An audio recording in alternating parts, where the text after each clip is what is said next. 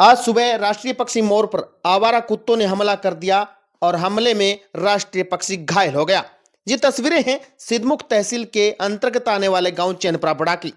जैसे ही एक राष्ट्रीय पक्षी पर कुत्ते हमला कर रहे थे, उसी वक्त पड़ोस में रहने वाले सुनील सिंह ने देखा तो उन्होंने आवारा कुत्तों के उस कब्जे से उस मोर को, राष्ट्रीय पक्षी को छुड़वाया और उसकी सूचना है वो वन विभाग को दी गई। लेकिन वन विभाग को तकरीबन 8 बजे सूचना दी गई, लेकिन वन विभाग है वो तकरीबन 12:30 बजे दोपहर में पहुंचा।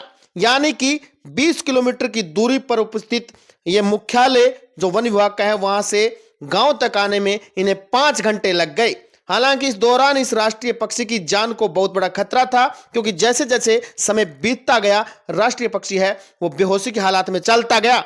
और बता दें 12:30 बजे के आसपास है वो वन विभाग की टीम वहां पर पहुंची है, ये पूरे 5 घंटे के बाद, और उसके बाद में इसका रेस्क्यू किया गया है। सबसे बड़ा सवाल यह है कि इस क्षेत्र में क्या इस तरह के राष्ट्रीय पक्षी का संरक्षण हो रहा है, या फिर सरकारी कार्यालयों में बैठे अधिकारी है वो सिर्फ है अपने कर्तव्य की लीपापोती कर रहे हैं।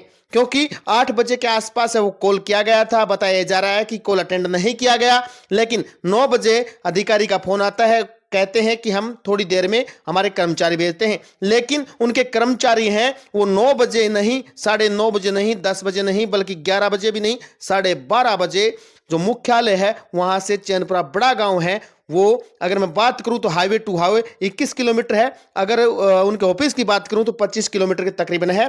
तो ये तकरीबन देख ली 9 से और 12:30 बजे का 3 से 4 घंटे लग जाते हैं उनको पहुंचने में। हालांकि गनीमत यह रही कि इस राष्ट्रीय पक्षी को सुरक्षित है वो रेस्क्यू है वो कर लिया गया है और इसको वन विभाग के अधिकारियों को सुपुर्द कर दिया गया है। कुछ तस्वीरें दिखाने की कोशिश करूंगा जहां पर इस को सुपुर्द किया गया था।